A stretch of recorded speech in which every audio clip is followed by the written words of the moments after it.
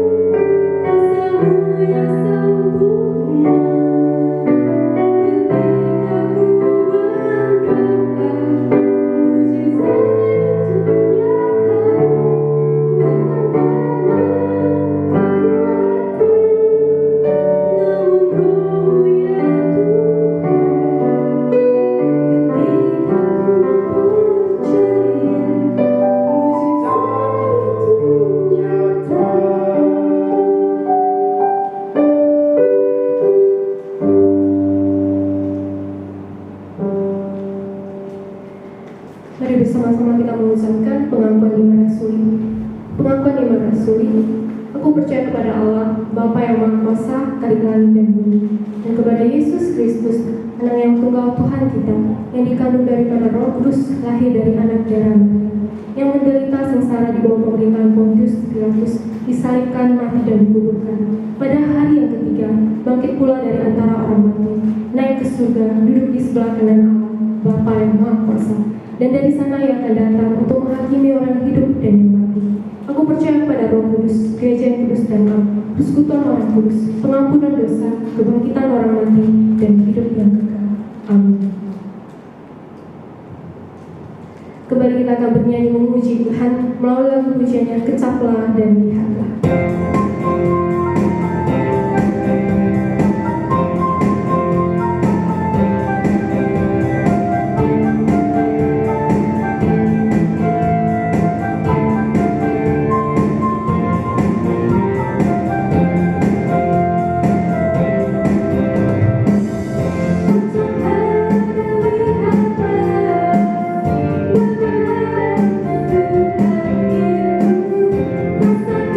Rasakan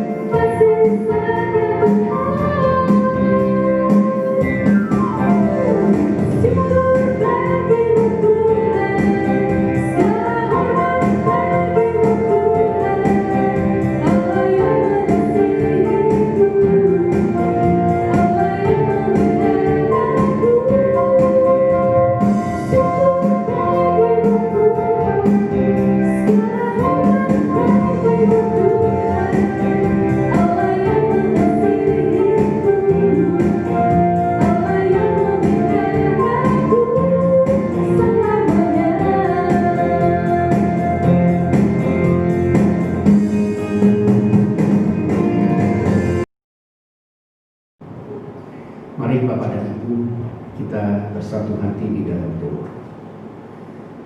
Tuhan, kami bersyukur dan berterima kasih kepadamu yang memimpin kehidupan kami.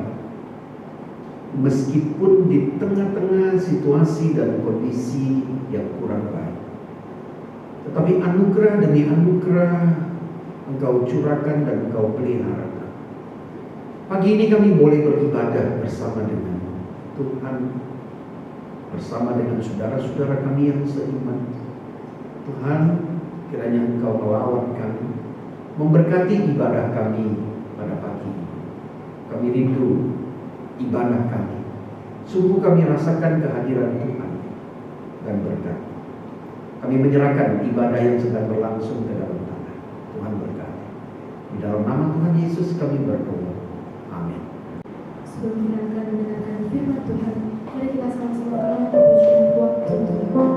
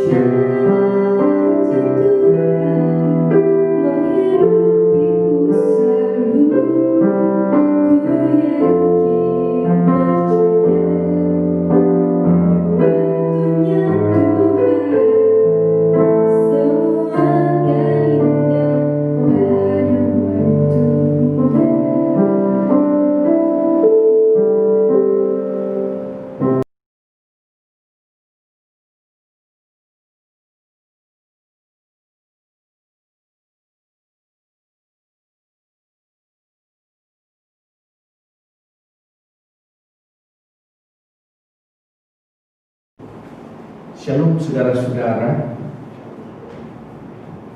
Hari ini kita bersyukur kepada Tuhan, kita masih dimungkinkan beribadah.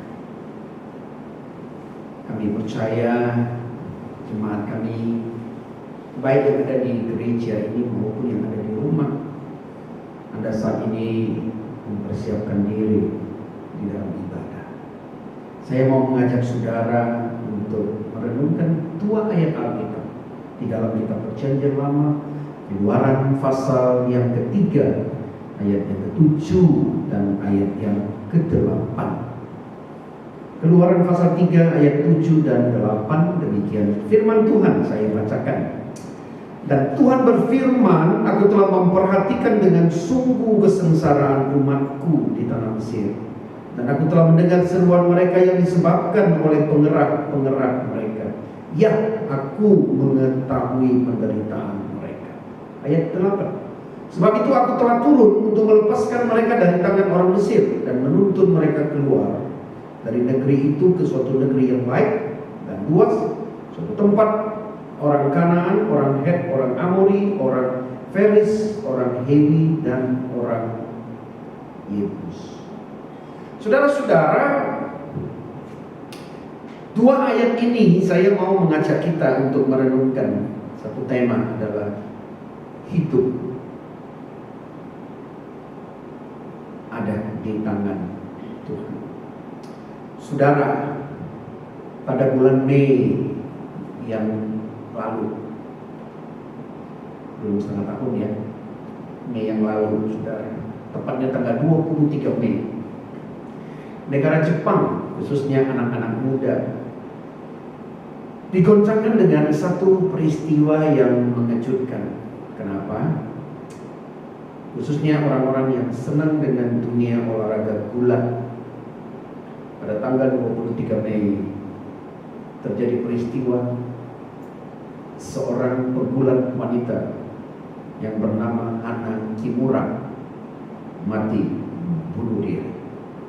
Wanita yang berdarah keturunan Indonesia Jepang ini berusia 22 tahun. Dia seorang pegulat yang terkenal. Dia seorang selebriti yang terkenal. Dia orang yang punya masa depan yang bagus. Tapi pada tanggal 23 Mei itu, saudara, peristiwa dia meninggal dunia menggoncangkan negara Jepang.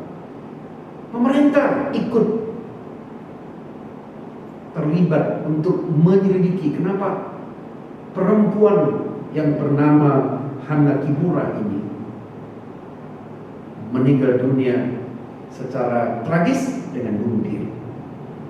Saudara-saudara, akhirnya jawaban ini ditemukan melalui akun Twitternya. Ada satu kalimat yang dia katakan seperti ini: maafkan aku lemah, aku tidak ingin menjadi manusia lagi. Ini terjemahan bebasnya. Maafkan aku lemah, aku tidak ingin menjadi manusia lagi. Itu kalimat ini polisi menelusuri. Kenapa dia bisa mengeluarkan kalimat seperti ini? Rupanya akun Twitternya tiap hari ada ratusan orang, anak-anak muda yang mencemooh dia. Maka dia mengalami cyberbully. Dia dibully setiap hari. Dia datangan. Lalu dia memilih jalan bunuh diri. Saudara-saudara, mari kita lihat kalimat dia. Maafkan aku lemah, aku tidak ingin menjadi manusia lagi. Lalu dia mau jadi apa? Dia kecewa dengan hidupnya sebagai manusia. Dan kalau kita cermati apa yang dia ungkapkan melalui kalimat ini, saudara-saudara, saya pikir benar. Alkitab katakan kita adalah makhluk yang lemah dan terbatas. Dosa membuat kita seperti itu, ya kan? Kita lemah, jelas. Nah, di dalam kelemahan ini, saudara-saudara, kita tidak berdaya. Kita tidak bisa mengandalkan kekuatan diri kita. Apalagi pada waktu kita mengalami pergumulan berat, kita butuh pertolongan seperti itu. Ya, saudara-saudara, Anda yang berada di rumah, Anda harus melihat itu. Kita tidak bisa mengandalkan diri kita sendiri. Kita butuh pertolongan daripada Tuhan. Ini yang harus membedakan saya, Anda, kita semua yang disebut dengan orang Kristen, anak-anak Tuhan, dengan orang-orang yang belum percaya kepada Tuhan. Kita harus berbeda dengan Tuhan. Kenapa? Sebab kita punya pertolongan. Ada Tuhan yang menolong kita. Kenapa orang bisa bunuh diri? Karena tidak ada kekuatan yang dia boleh andalkan. Karena itu pada waktu dia mengalami pergumulan seperti Hana Kimura ini, dia jatuh. Tapi anak-anak Tuhan, saudara-saudara, tidak seperti itu. Pada waktu kita mengalami pergumulan, kesulitan dan apapun, saudara, kita harus tahu bahwa peristiwa yang terjadi di dalam hidup kita sedetik pun tidak pernah luput dari biji mata Tuhan. Ya, mari kalau kita lihat, saudara-saudara, di dalam perjanjian lama, saya mau mengajak kita melihat satu tokoh Yang kadang-kadang kita mengagungkan dia seolah dia orang yang perfect banget. Tapi kita tidak tahu bahwa dia juga mengalami pergumulan. Siapa dia? Ayub. Kalau saudara baca di dalam kitab Ayub, saudara-saudara, itu semuanya ada 42 pasal ya. Saudara kalau baca Ayub pasal 1 ayat 1, di situ ayat 1 sampai dengan 5, saudara akan menemukan itu adalah biografi daripada Ayub. Ayat 1 dikatakan dia adalah orang saleh, takut akan Tuhan, bla bla bla bla dan sebagainya. Sampai ayat 5. Berarti dia orang yang luar biasa. Tapi saudara kalau perhatikan mulai ayat 6 sampai 19, saudara, di dalam kitab Ayub. Dia mengalami apa? Satu kondisi yang sudah berubah.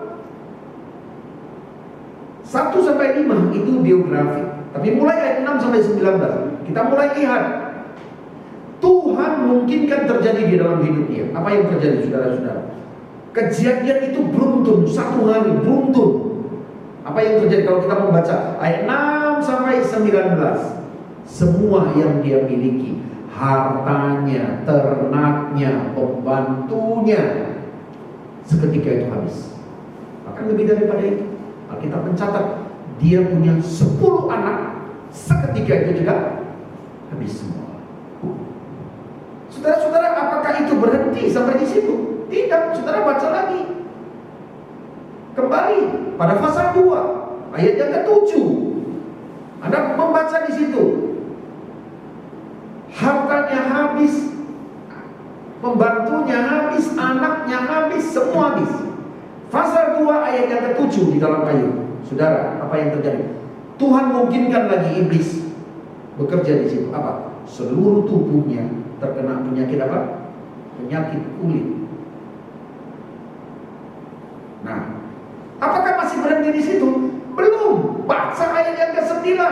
Saudara, apa yang terjadi di situ? Istrinya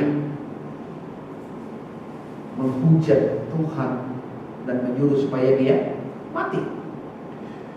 Nah, kita kalau berhenti sampai di situ, saudara-saudara, apa yang terjadi? Kalau kita baca di dalam kitab Ayub, apakah Ayub bilang, aku sudah katakan, lebih baik aku bunuh diri aja? Ada begitu? Enggak. Kalau saudara baca di dalam ayat 20-21, saudara, apa yang terjadi? Ayub pada waktu silih berganti menimpa dirinya, dia keluar, dia sobek bajunya, kemudian dia berkabung, dia berteriak. Tapi ada satu kalimat yang dia katakan apa? Apa yang aku peroleh, semua itu berasal dari Tuhan. Terpujilah nama Tuhan. Saudara jangan berpikir bahwa Ayub itu Superman. Pada waktu teman-teman Ayub datang mengunjungi dia, Ayub juga bergumul loh. Bergumul dengan imannya. Tapi dia berhasil, kenapa? Karena dia mengandalkan Tuhan. Dia percaya bahwa pergumulan ini yang terjadi tidak luput dari mata Tuhan. Dia terus dia semakin meningkatkan imannya. Nah, pada pasal 42 di dalam penutupan kitab Ayub, pasal 42, di situ dikatakan Tuhan memulihkan Ayub. Baca ayat 12 sampai 17. Hartanya Tuhan kembalikan, bahkan apa? Keturunannya Tuhan tambah. Berakhir dengan apa? Happy ending. Sesuatu yang luar biasa, bukan? Nah, kita bisa belajar dari sini bahwa pergumulan hidup setiap orang akan alami. Apakah engkau orang beriman, tidak beriman? Pendeta juga bisa, majelis, pengurus, semua bisa. Tapi kita harus berbeda dengan orang-orang yang bukan anak Tuhan. Sebab kita percaya setiap peristiwa hidup kita ada di dalam tangan Tuhan. Amin? Yes. Nah, pengalaman kesaksian hidup Ayub harus menjadi gaya hidup kita dari sisi imannya. Sebab setiap peristiwa yang kita alami, Tuhan selalu melihat. Mari kembali kita baca, saudara, kitab Keluaran pasal 3 tadi, ayat yang ke-7. Saudara perhatikan ya, ada perbedaan terjemahan. Ayat ke-7 Dan Tuhan berfirman, aku telah memperhatikan dengan sungguh kesengsaraan umatku. Aku telah memperhatikan. Saudara, terjemahan ini bahasa aslinya bukan memperhatikan. Alkitab bahasa Inggris itu menerjemahkan apa? I am concerned about their. Concern itu apa? Aku peduli. Beda ya. Memperhatikan dengan peduli beda enggak? Beda? Beda enggak? Beda dong. Memperhatikan belum tentu ada actionnya, ya kan? Tapi kalau peduli itu apa? Care. Ayat 7 saudara perhatikan. Orang Israel waktu itu sedang mengalami penderitaan, pergumulan karena ditindaskan sebagai budak bangsa jajahan. Tuhan mungkinkan itu terjadi karena orang Israel tidak patuh kepada Tuhan. Tuhan biarkan mereka. Mereka menjerit bertobat, lalu jeritan itu sampai ke telinga Tuhan. Maka Tuhan bilang, aku peduli. Bahasa Mandarin menerjemahkannya tepat. Aku peduli. Aku peduli. Itu yang Tuhan katakan di dalam Keluaran pasal 3 itu. Karena itu saudara-saudara, maka kita perhatikan ayat yang ke-8. Sebab itu aku telah apa?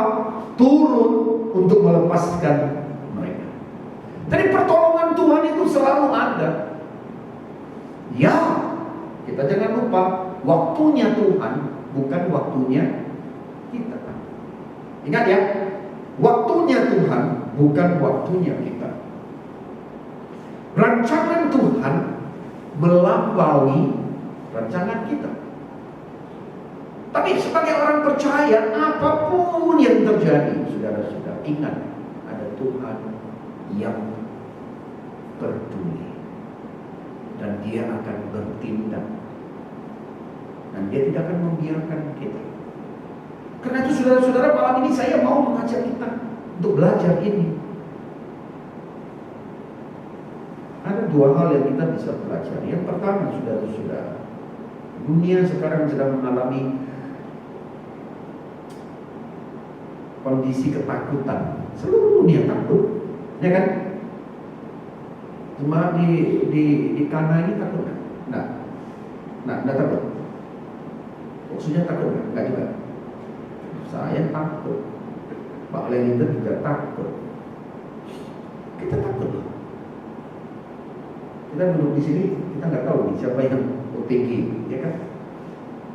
Tapi apapun saudara-saudara, ketakutan itu boleh-boleh saja.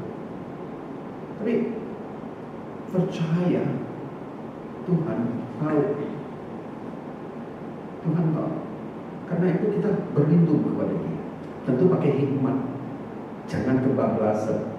Ya kan? Jangan kebablasan. Semua yang terjadi di bumi ini tidak luput dari mata Tuhan. Saya mau tanya kepada Bapak dan Ibu.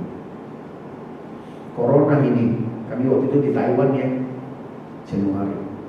Sudah mulai, dari Chongqing itu sudah mulai, kami di Taiwan. Itu mulai awalnya sudah mulai tersebar. Sampai sekarang, sudah hampir 1 tahun lah. Sebenarnya bulan sebelum Desember pun sudah mulai ya kan. Di Wuhan itu sudah mulai. Sampai hari ini. Sudah. Saya tanya, semua kejadian ini Tuhan tahu nggak? Tahu. Jangan-jangan Tuhan mungkinkan ini terjadi. Saya baca di beberapa artikel-artikel.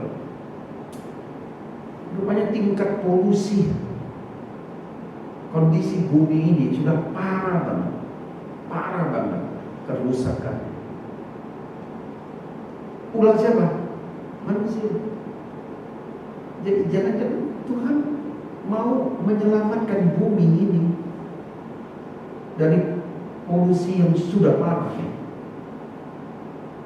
supaya disadarkan manusia, hai, bumi ini juga adalah bagian dari penyelamatan.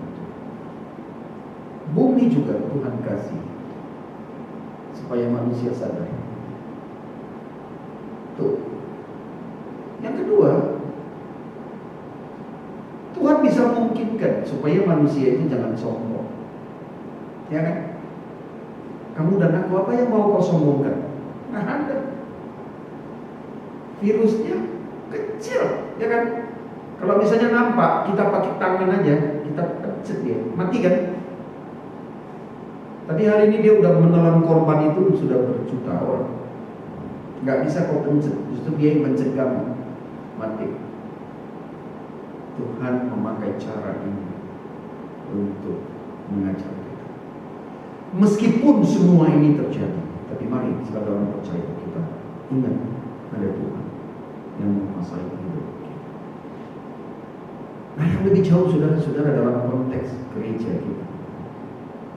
Siapa sih kita pernah berpikir bahwa hari ini kita punya gedung gereja yang seperti ini, ya kan? Tiap kali kalau saya mau berkhotbah ke Kana ini, saya nggak mau pakai jas, karena saya tahu nanti sebentar lagi saya akan mandi sauna. Sempit, sumpek, jemaat banyak, ya kan? Habis khotbah, bajuku basah semua. Tapi saudara lihat, Tuhan menyertai terus. I am concerned about them. Aku peduli terhadap gereja ini. Hari ini sudah ada seperti ini. Aku turun tangan. Ini terjadi, saudara. Kita bersyukur kepada Tuhan. Malam ini, saudara, bahwa setiap peristiwa yang terjadi, hidup kita, perjalanan sejarah gereja tidak luput dari mata Tuhan. Karena itu mari kita mengandalkan Tuhan, kita bersyukur kepada Tuhan. Hari ini saya dengan Pak Lenitor kita bersyukur, saudara, kita dari masuk. Tadi saya sampai Pangling, nggak tahu gereja di mana gitu. Tanya beliau, nggak tahu mau di mana. Saya masih pikir di depan sana. Saking cantiknya gereja itu. Puji Tuhan. Saya mau katakan semua karena kepedulian Tuhan. Karena itu mari kita bersandar kepada Tuhan. Amin. Kita berdoa. Bapa, terima kasih malam ini kami menyerahkan diri kami. Berkati firman menjadi kekuatan tubuh kami. Dan biarlah kami tahu setiap peristiwa yang terjadi tidak luput dari mata Tuhan. Berkati gereja ini di dalam perjalanannya. Kami tahu ada tangan Tuhan yang terus menyertai. Jemaat di sini yang terus berdoa, punya satu gereja, gedung gereja yang baru hari ini semua terwujud. Itu karena kasih setia Tuhan. I am concerned about them. Tuhan mendengar, Tuhan peduli terhadap doa-doa anak-anak. Karena itu Tuhan turun tangan memberkati kita. Tuhan berkati hamba Tuhan di sini, majelis, pengurus jemaat, kami serahkan ke dalam tangan. Kami sukacita malam ini, boleh bersukacita hari ini beribadah di sini. Tuhan berkati kami. Terima kasih Bapa. Inilah doa kami. Pimpin gereja ini ke depan menjadi satu gereja yang memberkati. Di dalam nama Tuhan Yesus kami berdoa. Amin. Terima kasih Bapak dan Ibu. Tuhan Yesus memberkati. Baik Bapak dan Ibu, mari kita bangkit berdiri. Kita akan mengakhiri ibadah pagi ini. Kita menyanyikan kepada Allah beri puji.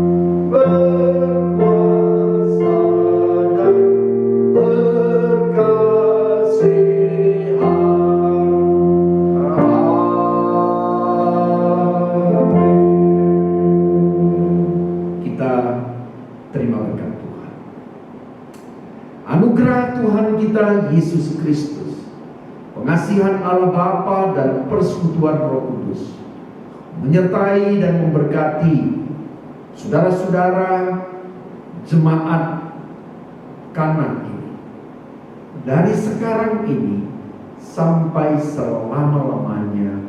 Amin.